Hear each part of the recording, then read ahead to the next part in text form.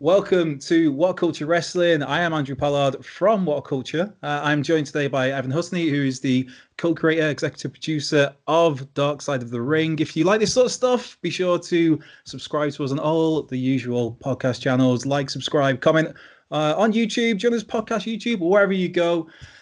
Evan, how are you doing? These nuts times that we're in at the moment, uncertain times. How are you finding the world right now? Um, it's wild, man. For sure. I'm still here in Toronto, Canada. I'm actually from New York. I actually live in New York City, so I've been displaced up here until things kind of quiet down. Um, but we had to finish the TV show during all of this, so we've been working remotely, editing remotely, and delivering remotely. So it's been pretty wild, but hopefully we'll get through this whole thing. Yeah, yeah. Well, I guess Dark Side of the Ring, the first season, we've had that over here in the UK. It's available right now on All 4, which is an on-demand service. Season 2, for what you're saying, maybe we might get that in June. But the response to the first season from the people who've seen it here in the UK has been everybody's loved it. And the response from season 2, what I mean, there are I don't know if we're allowed to say they're out there on the internet to look at, but yeah, season 2, there's certain episodes, if you know where to look, they're out there in very easy to find places. Hmm.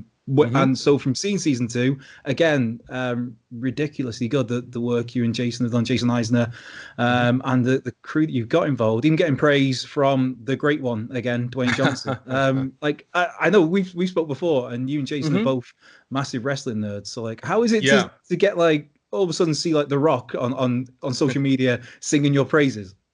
Well, that was definitely interesting because I was just here in the apartment, just looking at my phone, and it just picked it up, and it's like The Rock, mentions you on Instagram, and he actually just like commented on one of our random Instagram posts, so like, oh, that's pretty cool. Yeah, he's it's so cool that he's a big fan of the show, and and he's a huge fan of wrestling, and because of his family and his career, obviously he intersects with so many of the stories that we're telling.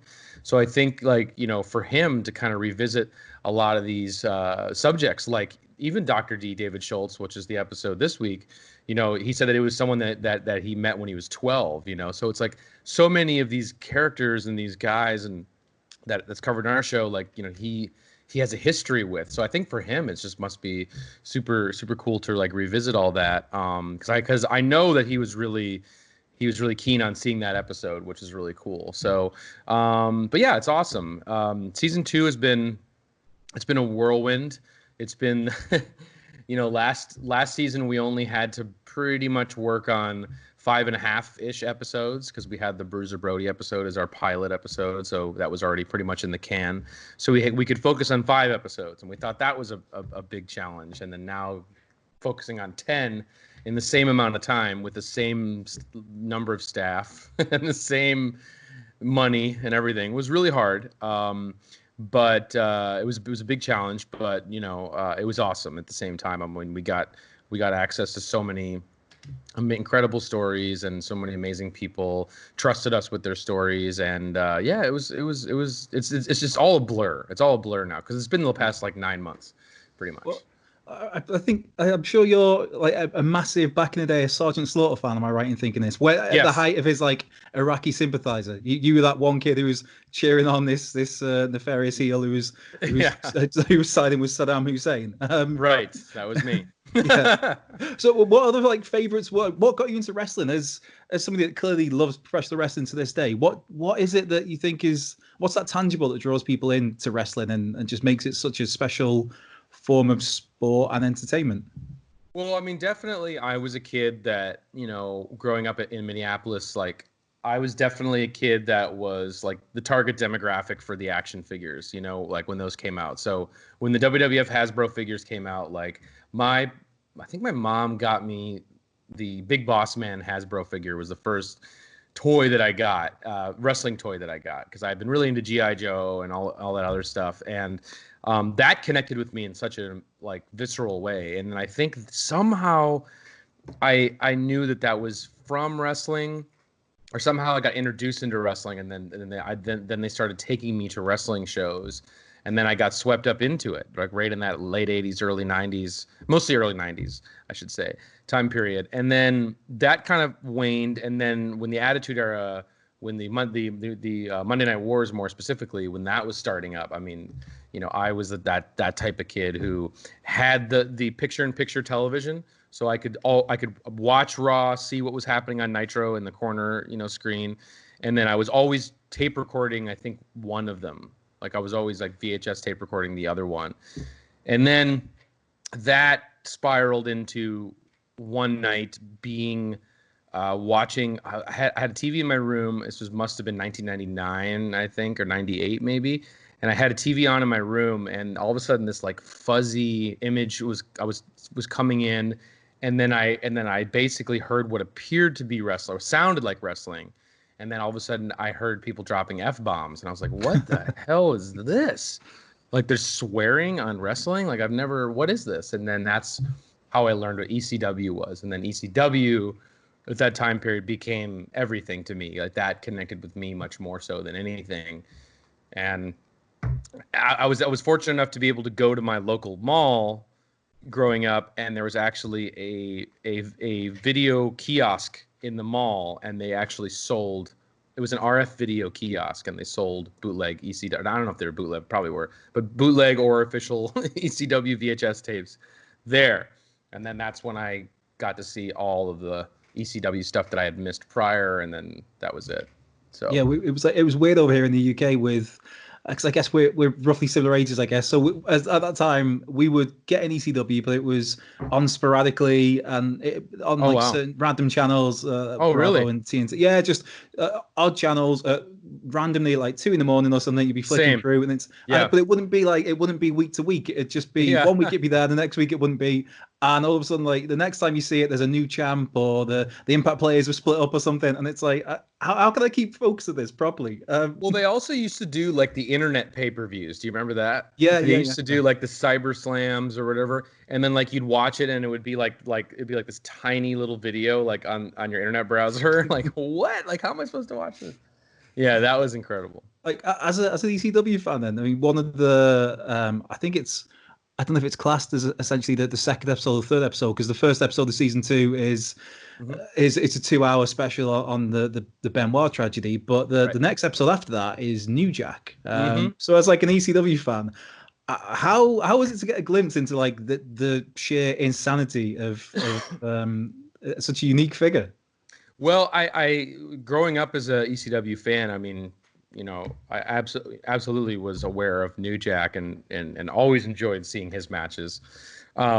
Growing up as a kid, never thought in a million years that in my teenage years that my paths would eventually cross with him. But New Jack as a story for Dark Side of the Ring actually wasn't really on our radar. I would say kind of most of the 90s stories weren't really on our radar initially when we were developing the idea of the show. Like, we were really into the idea of focusing more on, stories from like the 70s and the 80s and things like that. Just when like, times in wrestling were a little more protected and veiled. We kind of liked that era of wrestling. But when we actually put word out to the audience, like, or to our viewers and followers on social media, like, what episodes do you want to see? The New Jack and or mass transit incident actually was, like, I would say maybe in the top 5 or 6 stories that people wanted to see. And then it was like, wow, like that shocked me. And so we started kind of looking into it and trying to figure out like how we would tell the story. And it just kind of came to be like, well, it could be like a portrait of New Jack, and we could kind of look at, since our show does kind of examine the themes of, reality versus fiction in the world of wrestling and how those intersect. Like, you could look at these different instances of New Jack in the ring and basically put forth the question, like, where do you draw the line between, like working and like, aggravated assault, And so that was kind of the like jumping off point. And then, and then once we got going for season 2, one of the first things I did was basically cold call New Jack and try and get him on board with the show. But yeah, he wasn't really familiar with the show or Vice or anything, so I don't think he quite knew what he signed up for. And then I actually wasn't going to tell him. I wasn't going to give him much context for it because I wanted, because his shoot interviews are so incredible. And when he's when he's the most candid is when he's the best on camera, and so I didn't want to influence that in any way. I wanted him just to be himself, and so yeah, it was a wild experience, definitely. Yeah, but you talk then about like how you got someone like New Jack who is very comfortable in front of a camera. You've got throughout this series so far. I mean, we've seen Chris Jericho, Chavo Guerrero, Vicky Guerrero, Di Malenko, professional wrestlers who are used to being in front of a camera. And then you've got on the other side of this, I mean, you've got like Nancy Benoit's sister, Sandra. Yeah, and then you've got like the family of Nancy Argentino who are normal, everyday people who aren't necessarily used to being in front of a camera and to necessarily letting their guard down. I mean, obviously you managed to get some time with Martha Hart and Owen Hart as well for the Owen episode that's still to come. So how is it it's one thing to approach a wrestler to get them to be comfortable and talk in front of a camera. How was it to deal with the more, I guess, finger quotes, normal people, the everyday people who aren't necessarily used to the glitz and the glamour of the screen? Right. Yeah. I mean, it's families associated with the wrestling family are definitely I would say it's our favorite part of the show. I would say that that Jason and I's like getting the perspective of family members associated with wrestling is our favorite perspective to hear, because most times the family members didn't ask to be thrust into this world. And and sometimes they have the most compelling story, in terms of having to deal with a lot of these guys,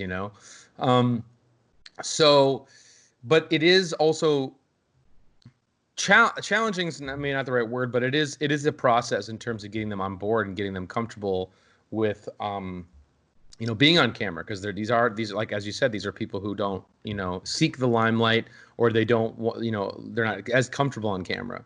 And going all the way back to season 1, it's like it is kind of a thing that with the way we approach the show, we have to be very we're very careful in terms of how we approach them, and we also want to kind of develop relationships with them.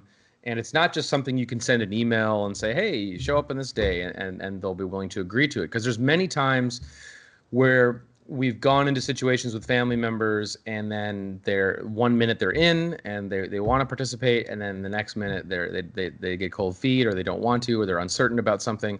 And so it's just you can't really take it for granted, and like you really have to kind of develop that relationship, earn the trust and the right to tell their story, because for them it's completely different, than it would be for a wrestler, like you said, who's used to being in front of the camera.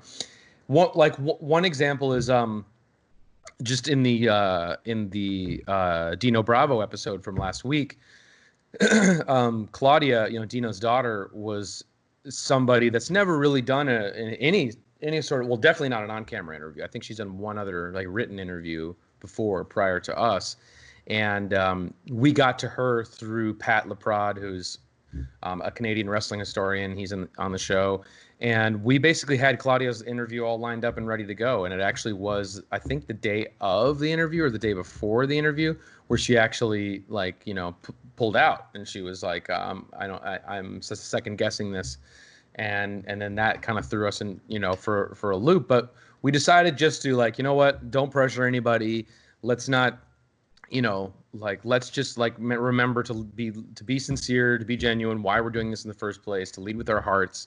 And then we just basically, wound up just going to dinner with her that night, leaving the cameras at, back at the Airbnb, and just let's just, have a nice night out. And then that led to her actually wanting to come back in the project. And then a couple weeks later, we came back to do the interview. And so just there's moments like that where you have to realize that, as sometimes as easy as it can be to get a wrestler to talk about, not always, but sometimes, you're also dealing with way higher stakes with family members who just aren't as comfortable, and who've sometimes, most likely, never talked about this stuff. And in some cases, even with the Benoit episode, maybe people who've never even talked about this period, Yeah. So So yeah, it's that's definitely the most challenging, even though challenging not necessarily the right word, but it's the aspect of the show that takes the most the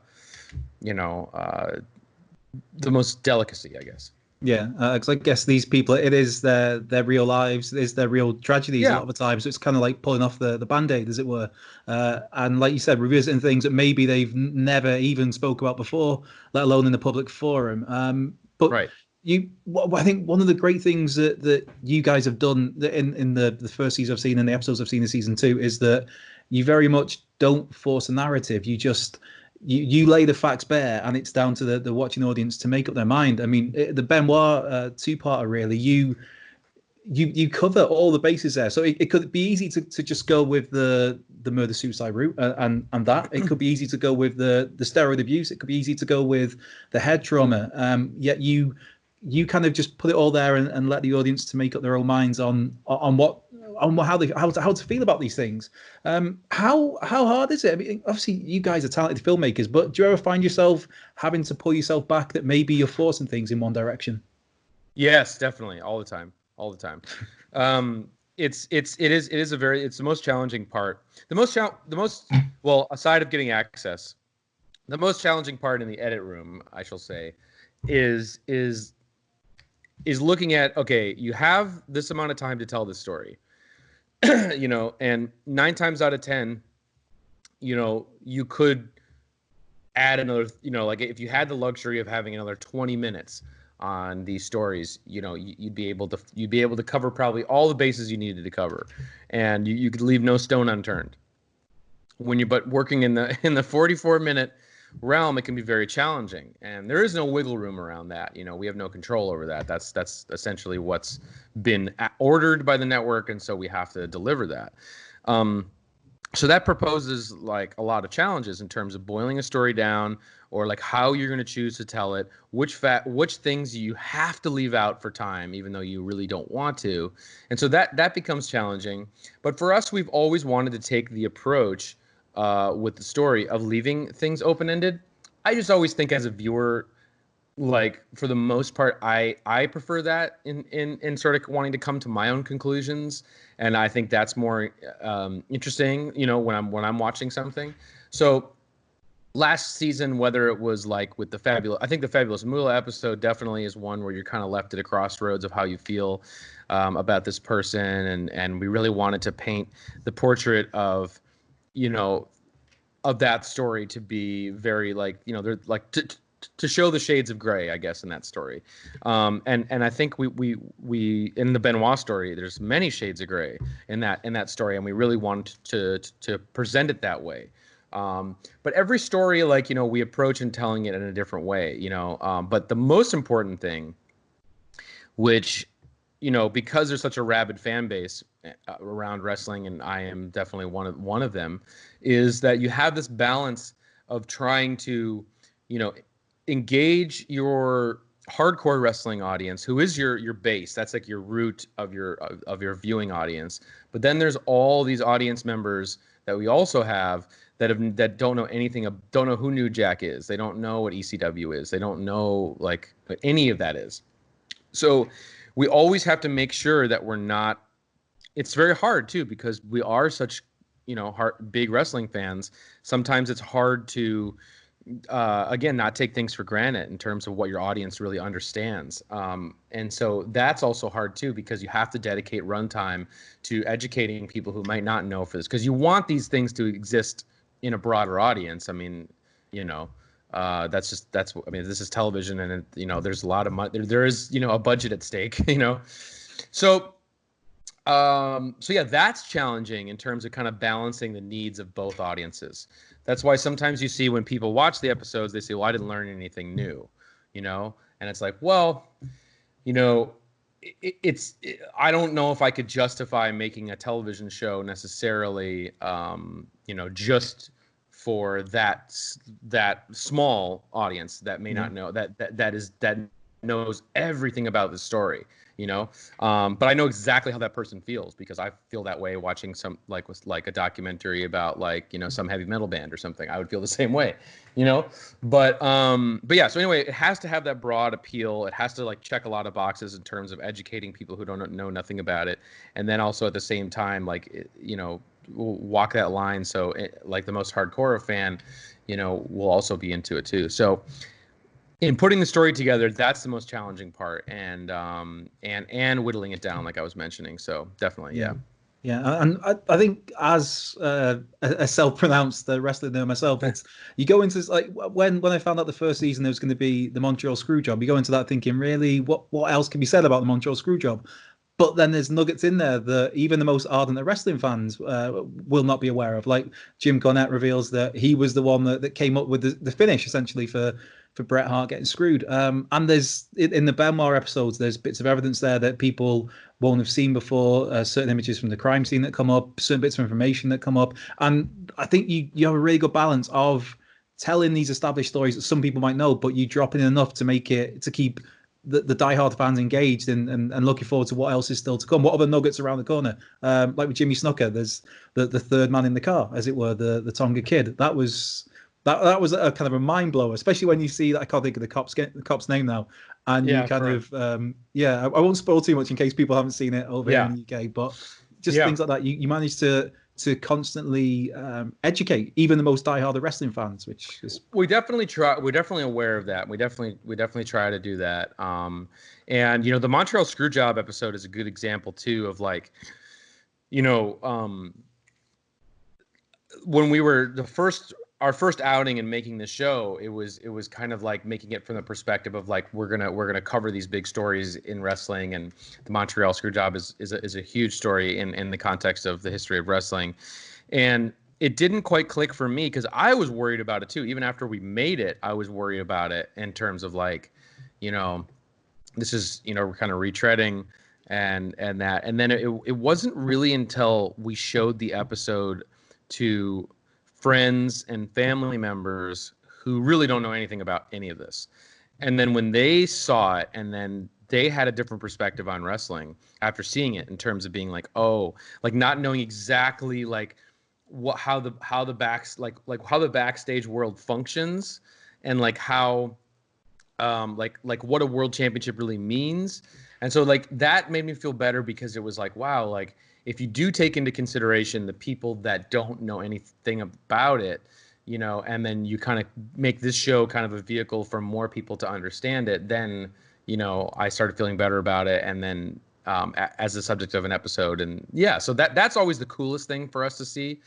As much as we love, you know, the most diehard wrestling fans getting into the show, the thing we love more than anything else is hearing like people talking about like their significant others or their family members or people who didn't like wrestling before and like actively binging the show or wanting to see more of the show and can't believe they're finding themselves being intrigued by wrestling where they wouldn't have before. So that's really like, I would say our goal in terms of the show is to really engage those folks, you know, for the most, that's the most satisfying viewer for us. Am I right in thinking as well that that season 2 has broke records for Vice as well in terms of viewership numbers? Yeah, I think it was like a couple like last week they announced that like the top 4 or 5 slots in Vice TV ratings history is, you know, 5 different episodes of the show. Wow, and does that mean that it's like season 3 is a guarantee then? Surely. Sorry, you broke up there just a little bit. Yeah, is season 3 a guarantee? Does that mean then? Well, I wouldn't say necessarily a guarantee.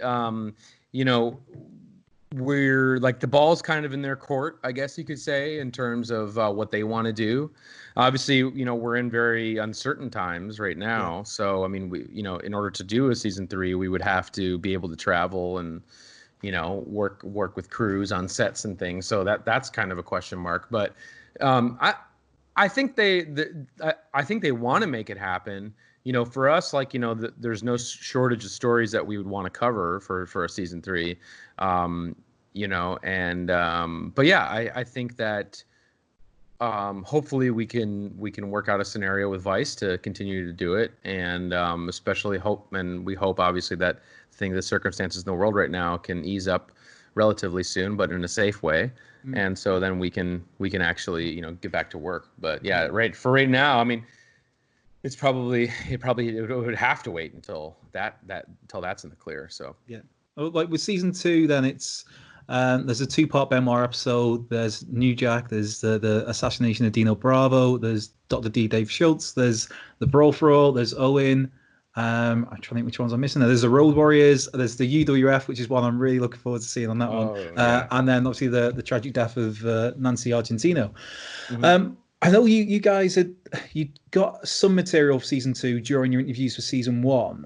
When was it though that you really firmed up season two? As those were the episodes we were going with. These are the stories we're looking to tell. When was that? When were they solidified as being the episodes for season two? Oh, season two episodes weren't solidified until literally. I think it was like after season one had aired. It was like Vice started the conversation of like doing a season two, and definitely committing to 10 episodes at this time, because season one they committed to 10 episodes, and then they actually shortened the order to 6 while we were filming. Thus, we had to put Brawl for All and Dino Bravo on the shelf, and we were totally uncertain if those would ever see the light of day. And so the fact that we kept our fingers crossed about getting a season two, and then thankfully when we did, we were obviously able to finish them. But I think it was like right after season one, when they were starting the negotiations, we had to get together like a presentation for season two. And it was right around, like I said, when I put out that note to social media asking people what they wanted to see, I actually spent, I think it took me like 2 weeks to go through. I think it must have been like, I would say like 6,000 or 7,000 comments in terms of like what people wanted to see. And I was like in my apartment, just like making a spreadsheet of like literally every single vote that people wanted. and then sorting it and seeing, you know, Chris Benoit at the top, which we knew that, you know, we already knew that was a story that we wanted to cover because we had explored trying to do it in season one.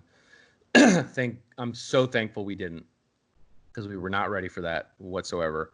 And then Owen Hart was number 2. And I can't remember exactly the order, but, you know, New Jack wasn't far behind. Snuka wasn't far behind.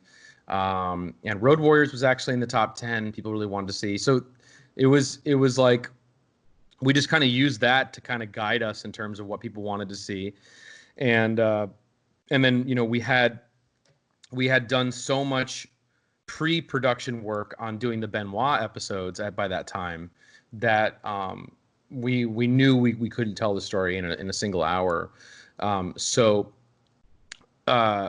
we actually, because we had a backup plan. If season 1 tanked and didn't work and no one cared, or if Vice decided that they didn't want to do a season 2, the plan for us was to actually develop a Chris Benoit documentary series that we would just bring somewhere else, that we would bring, I don't know, who knows, to Netflix or whatever, to HBO or somewhere else. You know, that was the idea. And so we were already engaged with Chavo Guerrero by that point, and he had already kind of, you know, he was a fan of the show and had already kind of, you know, started a working relationship with him. And so we started developing and researching that project probably 5 or 6 months before season 2 started filming. So we were really kind of like really prepared going into that, knowing kind of how we wanted to tell the story, how we wanted to unfold, who we wanted in the show. And then we just presented it to them as like, hey, we need 2 hours to tell the story. And at first they were like, well, that means we're only going to get 9 stories. And it was like, well, I mean, I don't know what else to tell you, because we like couldn't get into a situation where we're doing 10 stories plus making 10 different stories plus making Chris Benoit a feature length film, because essentially that's what it was. I mean, this season was crazy because basically a feature length documentary, because it's 85 minutes, so it's all said and done, and we made 8 other hour-long documentaries. So it was a crazy year in terms of just like, you know, and we're working on all these at the same time. So it is very challenging, and we have pretty small staff, pretty modest staff, and but they're great. Everyone's super dedicated to it, So, but yeah, it's been a whirlwind. Yeah, and I guess almost as well, you're saying there how Vice were like, well, that's only 9 stories, but over the 2 hours or the 85 minutes, it's almost kind of the story of Eddie Guerrero as well to a lesser extent, because that, especially that first episode, very much it plays on the relationship between Benoit and Eddie. I mean, when you set out to cover the Benoit tragedy, was that always in your mind that Eddie was going to be such a prevalent part of that? Always, yeah. And it was like that actually, now that you mention that was actually something that I did bring up at the time, because one of the areas that I don't think has really gotten a ton of coverage in the public arena on this story is the relationship between Eddie and Chris. And in terms of like, there's so many things about that case that are like, now that it's 13 years later, to look like there's so many better conversations I feel like we can have now, much more open conversations we can have in 2020 than we don't think the world was ready for in 2007, especially around CTE, but mental health and also emotional mental health as well. And one of the things that's like, I think gets kind of glossed over, especially just in terms of talking about almost any wrestler, is the idea of like getting to know a lot of these guys. These guys know probably 50 people that they were friends with, that they worked, 50 colleagues that have died, prematurely, I would say at least. And so the level of grief that a lot of these guys go through is pretty like, and I'm sure none of them are processing that, I just assume, like in a super healthy way. I can't imagine knowing that many people that I was close to or spent that much amount of time with, working with, wrestling with, traveling with, that just died before their time. Like that's wild. So one of the things we really wanted to look at was sort of the emotional health side of the story, because one thing that became so apparent was just how grief-stricken not just Chris Benoit was, but also Nancy Benoit, in terms of just how many of their colleagues were dying repeatedly, and it seemed almost unending. And I think once you combine drugs and alcohol, possibly CTE and other factors, like, that takes a toll on a lot of people as well. And I think especially when you look at how close Chris and Eddie were, and that just felt like it was such an important piece to understand kind of from the perspective of what a lot of these guys had to go through. And especially putting it in context of like what, Vicky Guerrero had to go through, and Chavo and Dean and Chris, and in terms of, that was always kind of the way we wanted to try and position the story, because the story had been told so many times in kind of in more, sensational ways. We wanted to try and make it an intimate portrait, where it's like, let's get on the inside of this inner circle and kind of see, almost like in a therapeutic way, how everyone in this inner circle kind of has been reckoning with this kind of incomprehensible tragedy. And that was kind of the idea from the beginning, was to do that. And then what happened with Eddie, I think, and the loss of Eddie just, obviously had a profound impact on Chris, and it's hard to overlook that. Yeah. Without kind of breaking down every single episode and giving away all the goods that we're going to be getting over here, hopefully soon in the UK, just to touch on the other, I guess the big one would be Owen Hart, purely because that's something that has not been discussed by Martha Hart or Oj, Owen's son, of course, ever. And it's very much been just there's been nothing at all. I mean, I know Martha had a book, I think Heart of Gold it was called, Broken Hearts. Broken Heart, that's it. I just remember a friend sent me a copy one time. It was really interesting to read, but it's really good. That's kind of the only real output we've had from Martha, other than hearing that she wants nothing to do with the rest of the business. And you can understand exactly where she's coming from. She lost her husband through this business, through a needless stunt. But from hearing some other interviews you guys have done, I think with Conrad Thompson, where I know you basically had to essentially write an essay to Martha as to how you were going to go about this story if you were going to cover it, and she had questions for you to fill out to make sure you guys were going to handle this in the right way. So how was it to get to speak to the Harts, I guess, and almost be able, I don't know if, not reward isn't the right word, but The fact that they chose you to be the person, the conduits, get their story out. Yeah, I mean, it was definitely the Owen Hart story was, as I mentioned, like it was the second most requested episode that we do by viewers, and then it was kind of this daunting thing because it was like, it's such a controversial story, and then of course, just from what you hear being a wrestling fan, you hear that well, Martha may not want to do this, blah blah blah, and then it wasn't, and then it was kind of like, how also can we tell the story, like because I have such an emotional attachment to wrestling. I remember that day vividly when that happened. I was watching the pay-per-view live. I was recording it on my VCR, and I was just shocked. And then the next day at recess at school was an awful day. I'll never forget that. And just like being, how can I? This is such a harrowing story. Like, how can we tell this? And it wasn't really until I think last year was the 20th anniversary, so they were doing a lot of like 20th anniversary like articles, and Post Wrestling did a really, really, really great radio documentary called Owen's Final Day, I think is what it was called. It's a great podcast.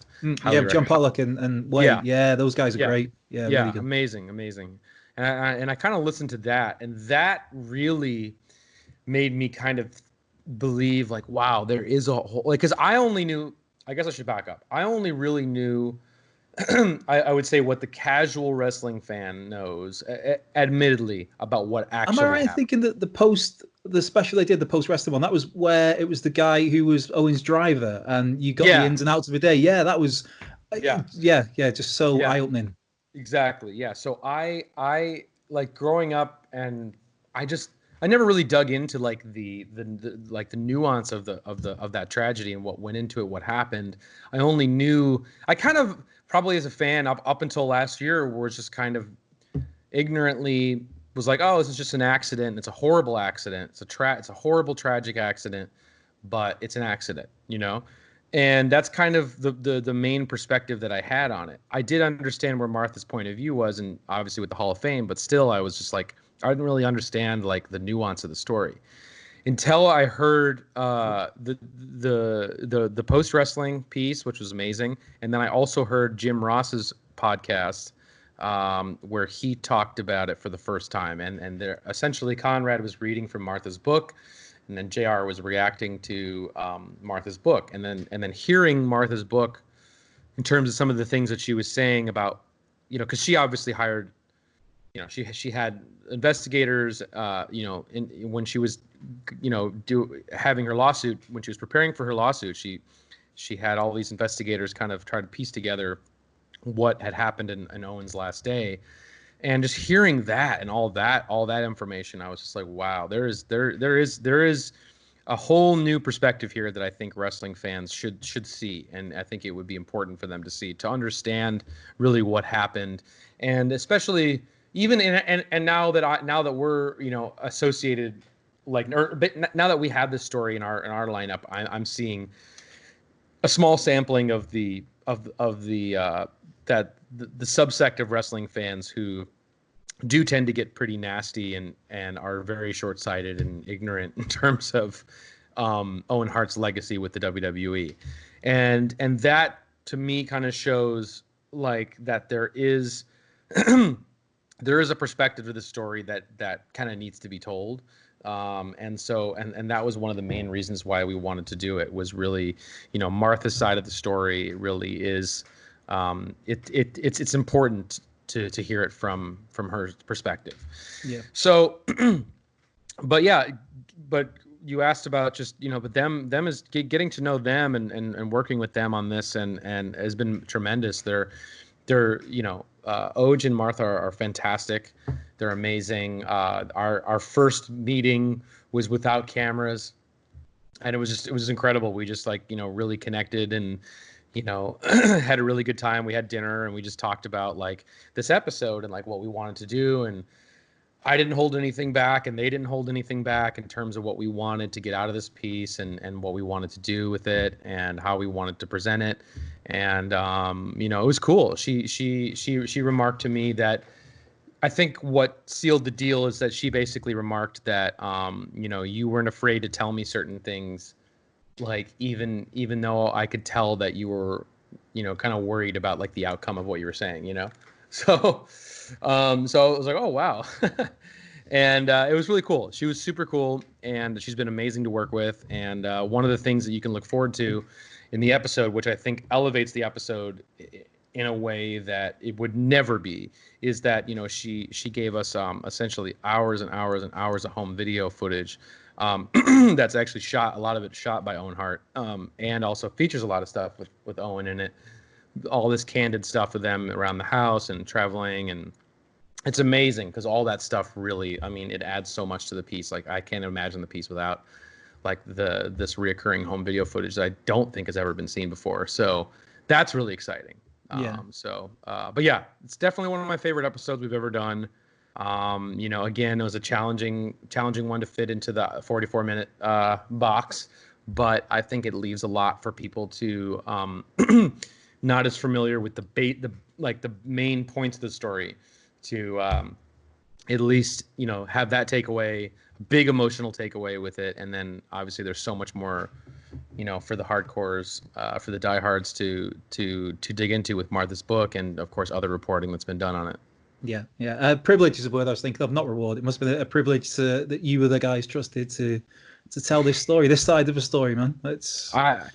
Well, yeah. I mean, we're so grateful for that, and I just remember like being in Martha's kitchen and just like having that moment of reflection where it doesn't happen that often with like wrestlers that we get to meet or whatever, people like, I actively own action figures of at my house. But with Martha, it was a little trippy. Like I remarked to her, like being when I was in her kitchen and just like going back to May 23rd, 1999 and remembering that day so vividly. And then like being like, wow, I never would have thought I would be like here, like in your space right now, like being, telling the story. It's just wild. It's a wild kind of trippy thing sometimes to reckon with.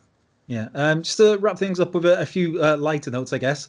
How was it partying with Charles Wright, the Godfather, Papa Shango? How was that? It sounded like a wild time. Yeah.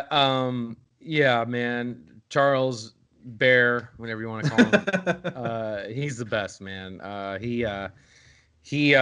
We actually filmed his interview for the Brawl for All during season 1, and he was still working at Cheetah's, the strip joint there in Vegas, but he doesn't work there anymore. But it was an amazing experience because sometimes we find with a lot of wrestlers, it's weird because we try not to look like wrestling fans when we show up for the interviews, and then we try to also not look like a TV crew. Like we try to not like look like your standard TV crew or your standard like wrestling fan, because wrestlers might treat you differently if they think you're too much of a fan, right? So we try and kind of approach it somewhere in the middle, and sometimes we find ourselves with wrestlers kind of sizing us up and like seeing like if we can hang, and boy, man, was that true with the Godfather. And he was just kind of, we showed up to basically hang out with him at like, I think it was like 10 p.m. It's like 10 p.m. the night before we were to shoot with him, and it was literally just like, he had all sorts of party essentials, I guess. No, that's a good PG way to put it. Yeah, party essentials. No. Well, obviously, he had like these, like it was like, I don't even know what you call it, but it was like this like vaporizer volcano bag situation, and then he had like just like shots of whiskey, and it was like literally going toe to toe with the Godfather. So much so that our cameraman, who's not a fan of wrestling whatsoever, he was kind of thrust into this situation. The one time he came out to hang with us, and he was totally obliterated by all of it. But it was amazing because it was cool because like Charles like just went into talking about so many amazing pre-wrestling stories about his life and where he came from, and like he's got a fascinating story just in and of itself, just like in terms of all the different characters he's played and portrayed, but also just where he comes from and his background and what he all like the different biker gangs he's been part of and everything. He's got a story for sure. So that was a wild experience. Sometimes you got to throw yourself like into those situations, in order to make sure these guys, think you're legit. It's important. Hope you survive. Yeah, Yeah, going exactly. toe to toe with whiskey with the Godfather. Oh, Yeah, he's a big dude. And Chris Jericho, that's another guy who's got like such a brilliant story. Obviously, not necessarily a tragic story, but just a storied career, a storied life, been around the world. So many reinventions of his character. Still one of the best in the world right now. At where he's in his career. But how did you guys end up with him because obviously he's a narrator for season 2. In season 1, it was Dutch Mantel with Mick Foley on one episode. Was it just one that Mick did, I think? Yeah. And Dutch Mantel was doing the narration on the rest. How did Jericho end up with season 2 then? To narration. I know obviously he's in the Benoit episode as an on-screen presence. Yeah. But he narrates the whole of season 2 as well. Yeah, it's it's a behind the scenes kind of situation that we had, which is when we signed on for season 2, and we were getting things fired up again. Basically, it was brought to our attention that the show was going to be financed differently, and it was going to be because we actually season 1 we filmed in Toronto. But it was still an American production. It was still financed. Well, I mean, it was always financed by, with Vice US, but it was still a US production, I should say. And then they actually looked at financing season 2 differently and making it, and they found that they could qualify for certain tax credits. It's kind of a boring story, but they could qualify for different tax credits if they made it a Canadian production. But the main issue with making it a Canadian production is that your narrator voice is considered like basically one of your lead actors, and your lead actor or narrator has to be Canadian. And so that put us into a unfortunate situation because obviously Dutch Mantel couldn't be further from being Canadian, and so we had to unfortunately, and we loved what Dutch brought to the show. Just like his voice was always a voice we just loved for that, and so we unfortunately, the way the show was set up, we had no choice but to essentially find someone who could be Canadian that could narrate this, and you think Canadian wrestler, and Jericho definitely comes to mind. And we were basically in his kitchen. I think we had just filmed the Benoit interview, and I just turned to him and was like, "Hey, would you want to narrate season 2?" And because he was a fan of season 1, he had seen all the episodes, and he said, "Oh yeah, that would be really cool." And I mean, and that was pretty much the extent of the conversation. And then, lo and behold, after, a deal was made, that was it. It just kind of fell into place pretty easily from there. And he was so awesome to work with. It's always fun recording the voiceover with him because he always because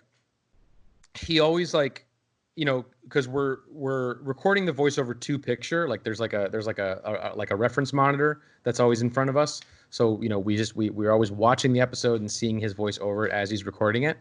And usually after he does like a take or 2, he'll always kind of comment about like that particular point in the story. Like, oh, this guy's full of shit. Or like, oh, that little spark of story that he remembers about this person or about somebody else or whatever. And that's just always entertaining to listen to. Just him kind of like, comment about the episode. Or he'll ask us questions and be like, where'd you find this guy? Or what's the story with this, And yeah, it was really cool just like to see all the different connections that he has to everyone that's in this show. And it was especially really cool for like when we were doing the Herb Abrams. That was our last recording session. We did Owen and Herb and Road Warriors was our last VO session with him. And he mentioned that, UWF, their first pay-per-view event was in the Manatee Civic Center in Florida somewhere, and he remarked to me that like he bought that pay-per-view, which is UW's first pay-per-view, like when it happened, which is hilarious. because there was only like 100 people that I think bought that pay-per-view. And so he watched it, and I'm hoping he'll tell this story at some point somewhere because it's really funny. But then he later on, years later, his first WCW Nitro event was at the Manatee Civic Center, and the only thing that like he could think was like, this is where the Beach Brawl, that UWF pay-per-view was, and so it's like just learning about like how he knew all about that, and he's so knowledgeable about wrestling, obviously, and just like having all these different connections to our stories is just awesome. So yeah, working with Chris is a blast. Yeah. Just the final question. Hulk Hogan's come out a few times over the last year or so saying he's basically waiting to be asked. You never know what to believe with. That came out last year. That I'm sure he said that he was kind of asked after some involvement. But you never know what to believe with Hulk Hogan, as has been kind of proven through the Metallica years. Have you guys reached out with all to obviously he's laced throughout so much of history and so many of these characters and figures. Have you reached out there to the Hulkster, brother? Well, the reason I asked is I was like, did he say something recently? Because he's blocked me, so I wouldn't know. But but no, we would love to have him.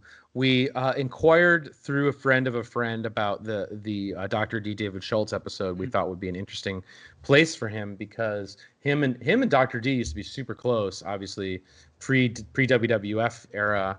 And Dr. D knew, Hulk before he was Hulk, and so we thought it would be kind of a cool way to include them and their friendship. But I guess that their friendship ended from what I gather, I don't know if this is true, but their friendship, ended, and basically I was told by the person that there's like no chance in hell he would want to be part of a Dr. D episode. And I was bummed by that because I thought it would be really cool for us to actually have him on the show, because he's actually mentioned quite a lot in season 2. He's mentioned in the Dino Bravo episode. He was mentioned in the Snuka episode, and we cut that scene, but we shot a reenactment with him because he actually dated Nancy Argentino at one point before Jimmy Snuka did. And we also, he's definitely mentioned in. Well, he's mentioned in the Dr. D episode. You'll see him this week in there for sure. There's a good slow motion leg drop that you'll see this weekend, or this week rather. But yeah. Unfortunately, it's never panned out for us with him. But we would love to have him on the show, like in a heartbeat. Yeah, and you could be his Jimmy Hart, as we saw in season 2. You got to play the mouth of the South. I can. Yes, I can. Awesome. Yeah. Well, thank you so much for giving us so much time, Evan. It has been an absolute blast. How can people keep up to date with you on the social medias and see what you're up to? Yeah, you can follow the show at Dark Side of Ring on Twitter, at Dark Side of the Ring on Instagram, and at Evan Husney, me on Twitter and Instagram. At Jason Eisner, you should follow him too. He's my tag partner. That's pretty much it. Awesome. Well, I've been Andrew Pollard. You can find me at Cultured Left Peg. Be sure to follow us at WhatCulture WWE on Twitter. Like, subscribe, all the usual good stuff. And as for Dark Side of the Ring, season 1 currently available here in the UK on all 4 streaming, and season 2 hopefully June. Yeah, hopefully maybe June. I keep hearing one thing they're telling me, folks, is June is the only word that I've gotten. So I hope that is true, and then as soon as it becomes real confirmed information, we will post the hell out of it so everyone knows once and for all. Can't wait to see it fully in all its glory on Vice UK. So until next time, take care. Thanks, man. Appreciate it.